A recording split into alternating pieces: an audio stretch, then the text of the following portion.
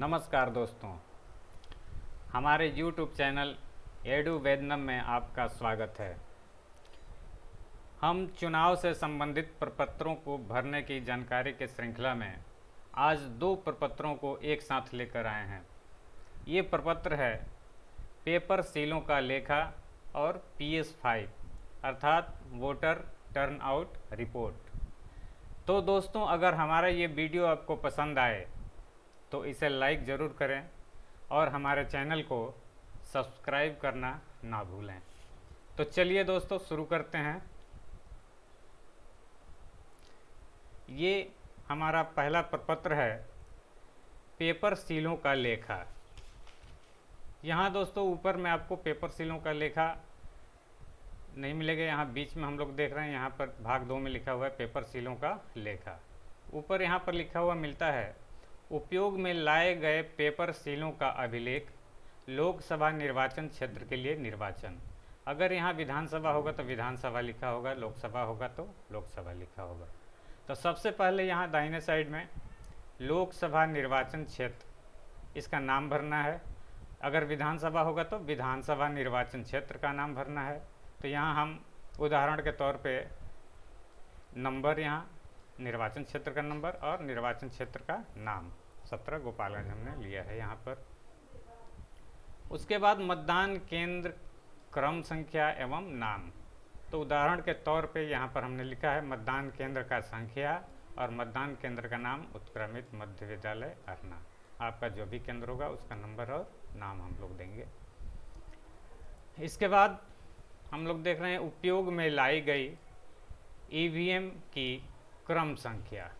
जो भी EVM machine है उसका सबका क्रम संख्या देते हैं। तो यहाँ हमारा 1 नंबर में CU, 2 नंबर में BU यानी बैलेट यूनिट और 3 नंबर में VVPAT यानी प्रिंटर।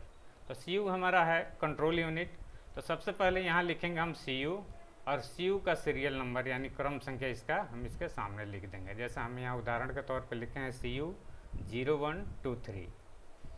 और उसके बाद नीचे हम लोग लिखेंगे थोड़ा जगह देके, क्योंकि हम लोग CU को, कंट्रोल यूनिट को हम लोग सील करते हैं इन 3 पेपर सील से।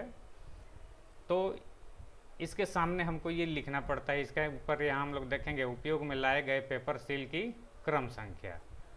तो पेपर सील, ये CU को हम लोग सील करने के लिए जिन पेपर सीलों का हमने प्रयोग किया है उसका क्रम संख्या देना है। तो यहाँ पहले हम ग्रीन पेपर सील, तो यहाँ ग्रीन पेपर, इसके सामने ग्रीन पेपर सील का क्रम संख्या दे देंगे हम लोग। उस पर अंकित रहता है, उस सील पे हम लोग देख लेंगे। फिर स्पेशल टैग, जिस स्पेशल टैग से हमने उसके क्लोज बटन को, जिसको हमने सील किया है, उस स्पेशल टैग का क्रम संख्या इसके सामने लिख देंगे।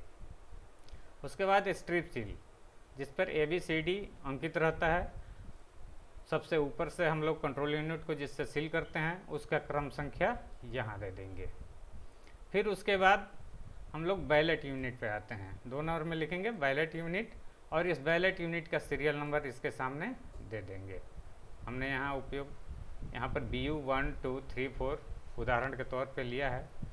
अब 3 नंबर में लिखेंगे यहाँ VVPAT और इस VVPAT का सीरियल नंबर हम यहाँ नोट कर देंगे। अब ये हमारे तीनों मशीनों का सीरियल नंबर अर्थात क्रम संख्या हमारा हो गया।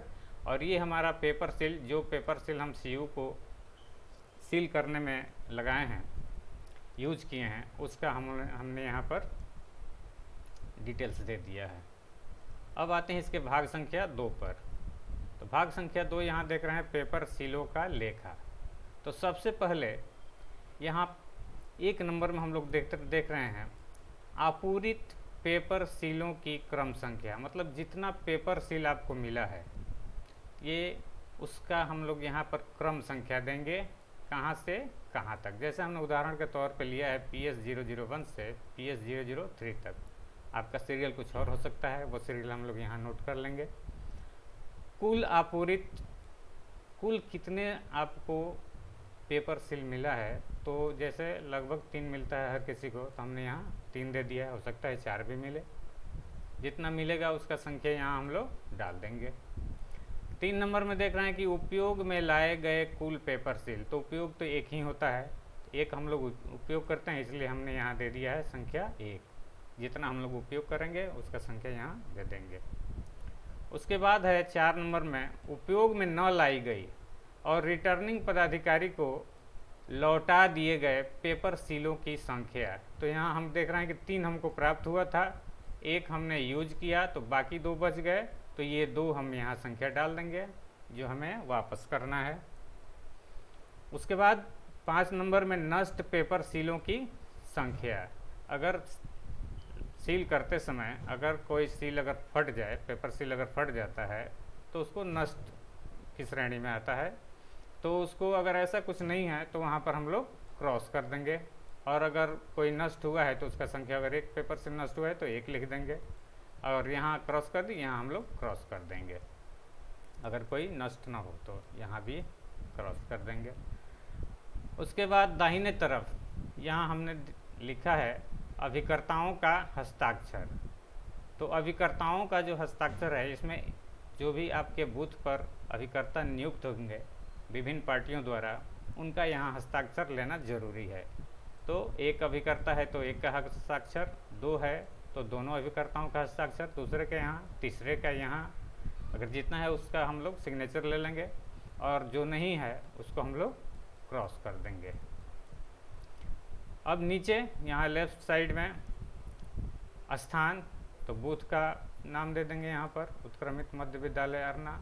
यहाँ तारीख, मतदान की तारीख यहाँ डाल देंगे हम लोग, और अंत में यहाँ हम लोग पीठासीन पदाधिकारी का हस्ताक्षर कर देंगे। तो दोस्तों अब हम आते हैं PS05 अर्थात वोटर टर्नआउट रिपोर्ट पर। तो ये जो हमारा वोटर टर्नआउट रिपोर्ट है, यहाँ देखेंगे यहाँ लिखा हुआ है वोटर टर्नआउट रिपोर्ट, ये है PS05। इसको भरने के लिए सबसे पहले हम लोग ए में देख रहे हैं, ए में लिखा हुआ है parliamentary constituency number and name. तो यहाँ पर संसदीय क्षेत्र का नाम और नंबर लिखा जाता है। हमने जैसे उदाहरण के तौर पर लिखा है 17 नंबर इसका, और गोपालगंज संसदीय क्षेत्र का नाम। उसके बाद है स्टेट नेम, अगर हम जिस स्टेट में चुनाव करा रहे हैं तो उस स्टेट का नाम लिखते हैं। जैसे हमें यहाँ अगर बिहार में है तो हमने बिहार लिख दिया है। सी में देखते हैं assembly segment number and name. तो यहाँ विधानसभा निर्वाचन क्षेत्र का नंबर और नाम लिखा जाता है। जैसे हमने उदाहरण के तौर पे 104 हथुआ लिया हुआ है। डी में पोलिंग स्टेशन नंबर एंड नाम, अपने बूथ का नंबर और नाम भरना यहाँ पे। जैसे उदाहरण के तौर पे 225 बूथ का नंबर और बूथ का नाम हो गया उत्क्रमित मध्य विद्यालय अरना। अब इसके बाद हम लोग देख रहे हैं नंबर 1 में डेट ऑफ पोल, मतलब मतदान की तारीख। तो यहाँ हम लोग मतदान की तारीख हम यहाँ दे दिए हैं 7/11/2020। आपका जो भी होगा मतदान की तारीख हम वहाँ डाल देंगे। नंबर 2 में कितने मतदाताओं द्वारा आपके बूथ पर वोट डाला गया। जैसे यहाँ पर हमने लिया है अगर 600 अगर वोट हुआ है कुल अगर आपके मतदान केंद्र पे, तो उसमें पुरुष कितना और महिला कितना। तो मेल है, मेल में हमने डाला 400, अगर मेल है तो 400, फीमेल अगर 200 है तो 200, और इन दोनों का टोटल 400 और 200 मिला के हो गया कितना, 600। तो ये हमारा हो गया टोटल पोल, कितना हमारे बूथ पे पोल हुआ है। उसके बाद वाले कॉलम में देख रहे हैं यहाँ पे number of voters identified using epic, मतलब कितने ऐसे वोटर हैं इन 600 में से, जो 600 वोट डाला गया है इसमें से कितने ऐसे वोटर हैं जिन्होंने मतदाता पहचान पत्र अर्थात वोटर आईडी कार्ड का इस्तेमाल किया वोट डालने के लिए। तो ज़्यादातर लोग चूँकि वहीं लेके आते हैं आईडी कार्ड, तो अगर 550 लोग आईडी कार्ड से अगर चुनाव डाले हैं, चुनाव किए हैं, तो 550 डाल दिए। बाकी 50 जो बच गया हो सकता है वो अदर किसी डॉक्यूमेंट से, दूसरे किसी कागजात से वोट दिए हों, जैसे आधार से, पैन से, और भी 14 चुनाव आयोग द्वारा स्वीकृत है, उनमें से किसी और द्वारा दिए होंगे 50 लोग। तो यहाँ पर जितने लोग एपिक्स के मदद से वोट डाले हैं उसका संख्या यहाँ डाल देंगे। नंबर ऑफ, लास्ट में है नंबर ऑफ टेंडर वोट्स। अगर आपके बूथ पे कोई टेंडर वोट पड़ा है, निविदत मत, तो उसका संख्या यहाँ देंगे, कितना टेंडर वोट आपके बूथ पे पड़ा है उसका संख्या देंगे, और यदि ऐसा नहीं है तो इसके आगे हम क्रॉस कर देंगे। ठीक है। उसके बाद अंत में यहाँ हम प्रिजाइडिंग ऑफिसर का सिग्नेचर कराएंगे और हमारा ये PS05 कंप्लीट हो गया। उम्मीद करता हूँ दोस्तों कि आपको ये हमारी जानकारी पसंद आई होगी, और यदि पसंद आई हो तो अपने दोस्तों को शेयर करना ना भूलें और हमारे चैनल को सब्सक्राइब ज़रूर करें। धन्यवाद।